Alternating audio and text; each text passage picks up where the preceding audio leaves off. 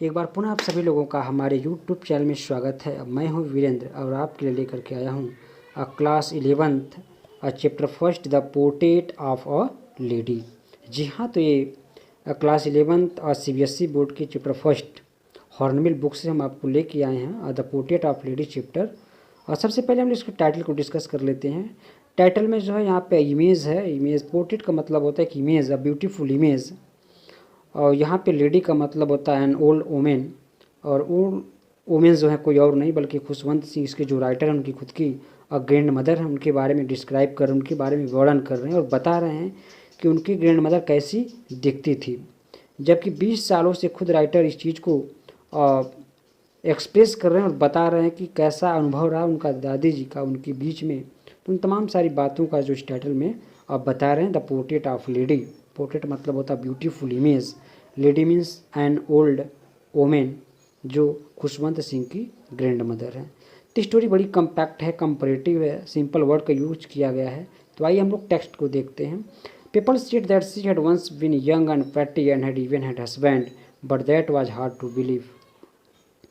Hard to believe मतलब to accept something as true, यानी ऐसा किसी चीज़ पे विश्वास करना बड़ा ही नामुमकिन हो। यहाँ पे सी रेफर्स करता है ग्रैंड मदर, यानी खुशवंत सिंह की जो ग्रैंड मदर हैं उनको रेफर्स करता है। तो राइटर बताते हैं कि लोग कहते थे, राइटर कह रहे हैं कि लोग कहते थे कि she had been once young and pretty, क्योंकि जो दादी जी थी कभी यंग और प्रेटी हुआ करती थी। And had even had a husband but that was hard to believe.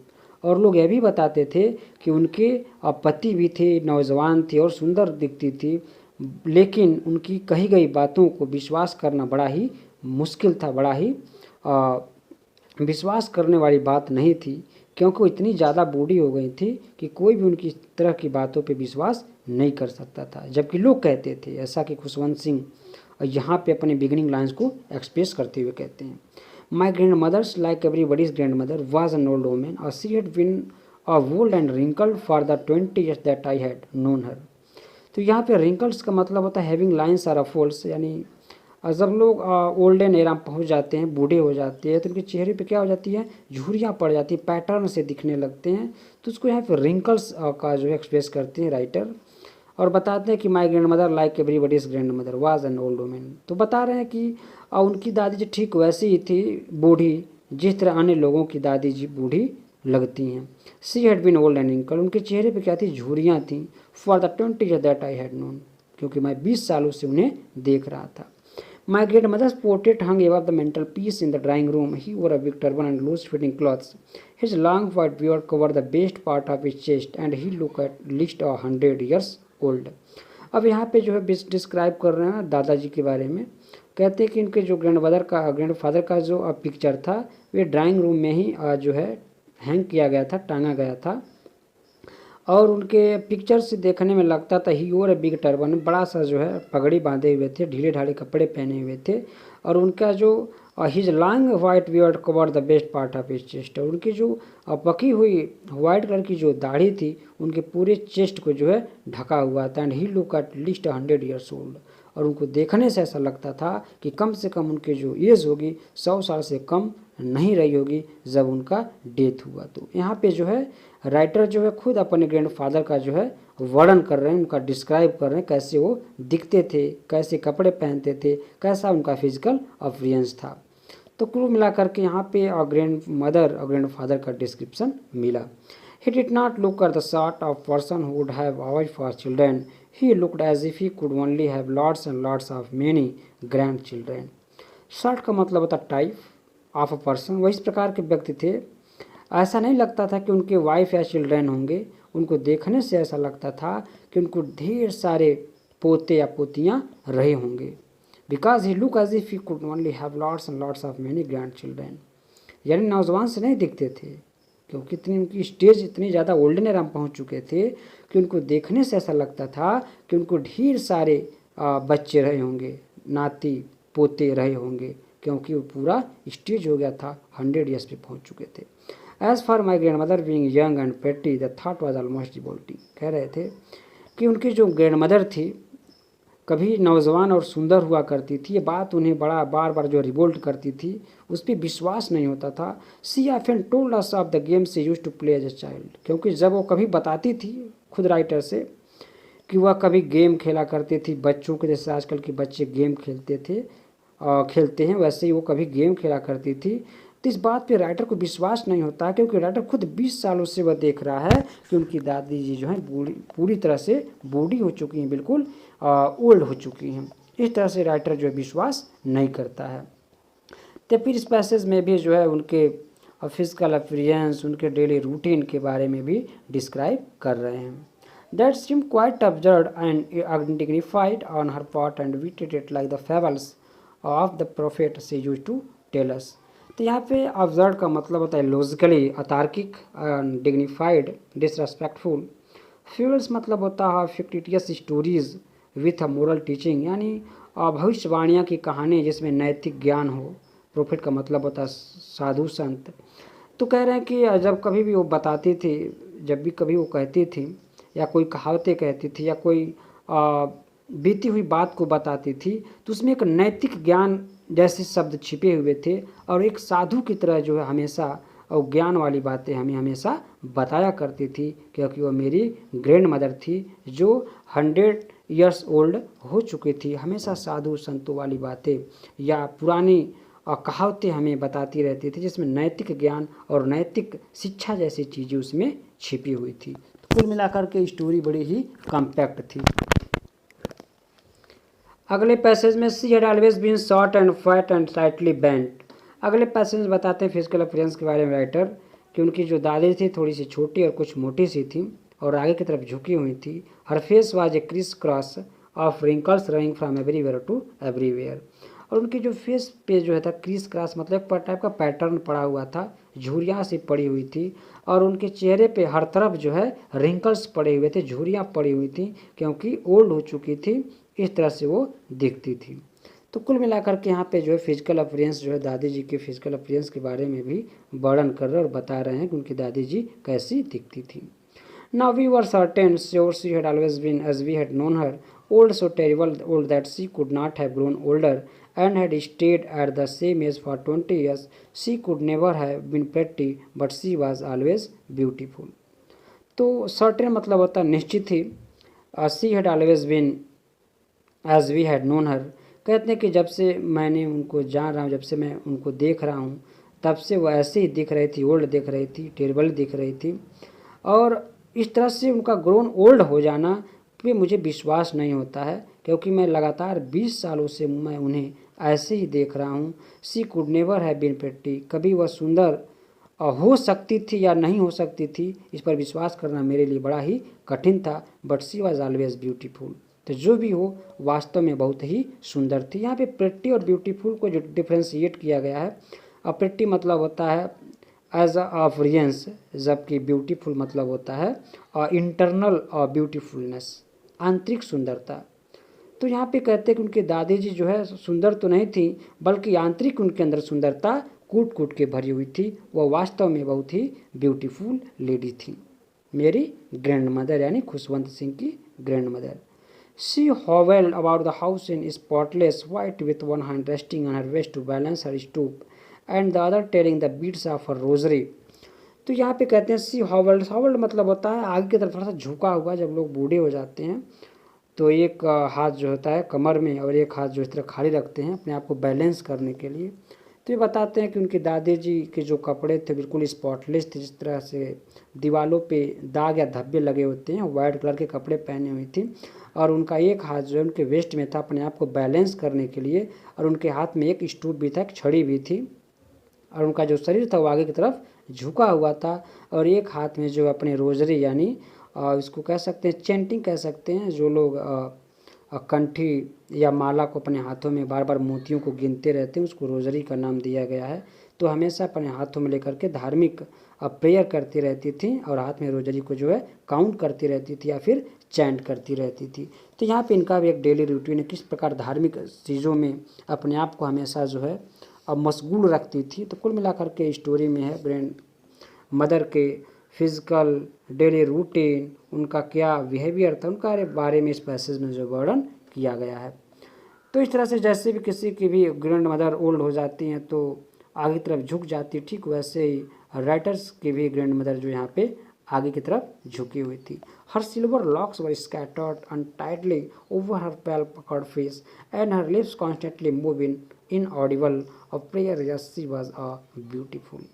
तो लक्स का मतलब होता है ईयर। यहाँ पे राइटर जो है अपने ग्रैंड मदर की तुलना जो है सिल्वर लक्स से कर रहे हैं, चांदी के बालों से कर रहे हैं, जो पूरी तरह से बिखरे हुए थे और बिल्कुल नॉट नीट मतलब क्लीन या सुंदर नहीं थे। ओवर हर पेल पकड़ face and her lips constantly moon Audible, और कह रहे हैं कि उनका जो फेस था बिल्कुल पकड़ हो चुका था, बिल्कुल एक चोंच की तरह आगे की तरफ बढ़ा हुआ था क्योंकि दांत नहीं थे, तो इस तरह से पकड़ फेस हो चुका था और हमेशा लगातार उनके होठ्स जो है मूव करते रहते थे। लेकिन वह प्रेयर कर रही थी लेकिन किसी को सुनाई नहीं दे रहा था। वो अपने अंतर मन में चीज़ों को या प्रेयर को बोलती रहती थी। यस शी वॉज ब्यूटीफुल, जो भी हो वास्तव में मेरी दादी जी बहुत ही सुंदर थी। जबकि वह भक्तिमय आवाज़ अपने मुख से निकालती रहती थी लेकिन किसी को सुनाई नहीं देता था क्योंकि वह जो है प्रेयर कर रही थी, भगवान का जो है आराधना कर रही थी, भगवान की पूजा कर रही थी। तो कुल मिलाकर के स्टोरी में एक बड़ा ही कम्पैक्ट देखने को मिलता है कि उनका जो है रूटीन था वो कितना अच्छा था कि वह भगवान का भजन हमेशा करती रहती थी। और आगे के पैसेज में भी शायद इसका भी डिस्क्राइब आपको मिलेगा। उनके डेली रूटीन क्या थे, कब वेकअप करती थी, उनका और राइटर के बीच में क्या रिलेशंस थे, उन तमाम सारे रिलेशंस को एक धागे में पिरोने की कोशिश की गई है। जिस तरह धागे में मोतियों को पिरोया जाता है उस तरह से राइटर अपने ग्रैंड मदर के बीच के रिलेशंस को जो है पूरी तरह से जो है एक स्ट्रांग बैंड में बांधने की कोशिश करते हैं। She was like the winter landscape in the mountains and expanse of pure white serenity of breathing peace and contentment. तो यहाँ पे राइटर जो है बताते हैं कि उनकी जो दादी जी थी वैसे ही थी जैसे winter landscape in the mountain, यानी पर्वतों पे ठंड के समय में जो लैंडस्केप दिखता है उसके देखने से जो शांति मिलती है, शांत प्रतीक होता है, मन शांत चित्त का प्रतीक होता है, ठीक उसी प्रकार से उनकी दादी जी को देखने से मन में शांति, संतुष्टि और एक रिलीफ की ब्रीदिंग जो है महसूस होती है। ठीक वैसे ही जैसे किसी ठंड के समय में पर्वतों पर जाने पे जो वाइट लैंडस्केप देखने से जो शांति मिलती है वही शांति उनके दादी जी को देखने से मिलती थी। अगले पैसेज में grandmother and I were good friends, my parents left me with her when they went to live in the city and we were constantly और together she used to wake up in the morning and get me ready for school. तो यहाँ पे writer बताते हैं कि उनकी जो grand mother थी वह कभी बहुत अच्छे फ्रेंड हुआ करते थे। My parents left me with her when they went to live in the city, मेरे उनके राइटर्स के जो माता पिता थे छोड़ करके जब वे शहर चले गए तो उनकी दादी जी जो थी हमेशा रेगुलरली उन्हें जगाया करती थी और स्कूल जाने के लिए तैयार करती थी। She said her morning prayer in a monotonous sing song while she bathed and dressed me in the hope that I would listen and get to know it by heart. I listened because I love her voice but never bothered to learn it. यहाँ पे monotonous का मतलब होता है dull and boring. तो कहते हैं कि जो दादी जी थी जब हमेशा सुबह सुबह उन्हें तैयार करती थी, उन्हें बात करती थी, उन्हें ड्रेसअप करती थी तो हमेशा अपने मन में जो है प्रेयर गाती रहती थी। जबकि वो प्रेयर और राइटर्स को अच्छा नहीं लगता था लेकिन फिर भी उसे सुनती थी because she loved her voice, क्योंकि राइटर जो थे उनकी आवाज़ों को पसंद करते थे। जबकि बोरिंग थे, डल थे, थोड़ा नीरस थे लेकिन फिर भी उन आवाज़ों को सुना करती थी। और ये भी बता रहे हैं कि to be concern to learn it, यानी जब कभी भी उसे सुनती थी थोड़ा चिंतित होती थी लेकिन कभी भी उनके इस मोनोटोनस यानी उनके मॉर्निंग प्रेयर को सीखने की कोशिश नहीं की क्योंकि वह डल और बोरिंग सा लगता था। लेकिन उनकी आवाज़ों को वे केवल पसंद करती थी, कभी सीखने की कोशिश नहीं की। Then she would fetch my wooden slate, which she had already washed and plastered with yellow chalk, a tiny earthen ink pot and a red pen, tie them all in a bundle and hand it to me. यहाँ पे फीच का मतलब ले जाना। बताते हैं कि writer बताते हैं कि जब स्कूल जाने के लिए तैयार उन्हें करती थी फिर उनको जो है वुडन का स्लेट देती थी, जैसे पुराने ज़माने में किताबें इस तरह की नहीं थी मॉडर्न टेक्नोलॉजी नहीं थी, तो बच्चे लोग जो है स्लेट पे पढ़ा करते थे, जो वुडन लकड़ी का बना होता था।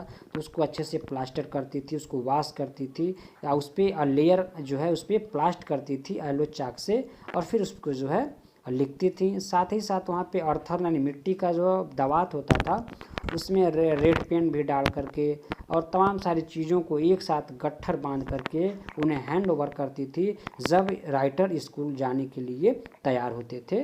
तो ये तमाम सारी चीज़ें, स्लेट हो गया, रेड पेन हो गया, उन तमाम सारी चीज़ों को, इंक पार्ट हो गया, एक बंडल में बांध करके राइटर को हैंड ओवर कर देती थी, और फिर राइटर जो होते थे अपने स्कूल जाने के लिए तैयार हो जाते थे। तो यहाँ पे गोल्डन टाइम्स के भी कुछ अनछुए पहलुओं का भी जिक्र यहाँ पे मिलता है कि किस तरह से वुडन स्लेट पे बच्चे पढ़ाई करते थे, मट्टी के बने हुए इंक पर दवात पे जो है चाक या खड़िया डाल करके लिखते थे। तो ये राइटर यहाँ पे बता रहे हैं। लेकिन आज के समय में क्या है, बच्चे बैग लेके स्कूल जाते हैं।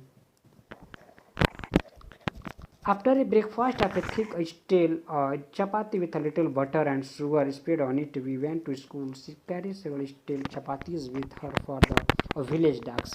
तो यहाँ पे राइटर बताते हैं कि जब स्कूल जाती थी तो उनके जो है बासी रोटी, स्टेल मतलब बासी रोटी, मोटी और बासी रोटी उन्हें खाने के लिए देती थी, जिस पे जो है चपाती पे जो शुगर और बटर का जो है लेप लगा होता था, और उसे लेकर के वह स्कूल चली जाती थी। और साथ ही साथ she carry several stale chapatis with her for the village dogs, और साथ में कुछ अन्य और भी बासी चपातियाँ रखती थी जो विलेज डॉग होते थे, जो गांव के कुत्ते होते थे, उन्हें जो राइटर होते थे वे खिलाते थे। यानी जो राइटर होती थी वे क्या करती थी, वो कुत्तों को खिलाती थी। My grand mother always went to school with the because the school was attached to the temple, the priest taught us the alphabet and morning prayer। तो राइटर बताते हैं कि उस ज़माने में जो स्कूल और मंदिर ये कई सारे अटैच होते थे, तो मंदिर में वही पुजारी जो है बच्चों को मॉर्निंग प्रेयर पढ़ाते थे, और साथ ही साथ उनके दादी जी को जो है मॉर्निंग प्रेयर भी सिखाते थे, या ज्ञान की बातें बताते थे, या फिर रिलीजियस बुक को पढ़ाते थे, और बच्चे लोग वहाँ पे मॉर्निंग प्रेयर करते थे, अल्फ़ाबेट पढ़ते थे।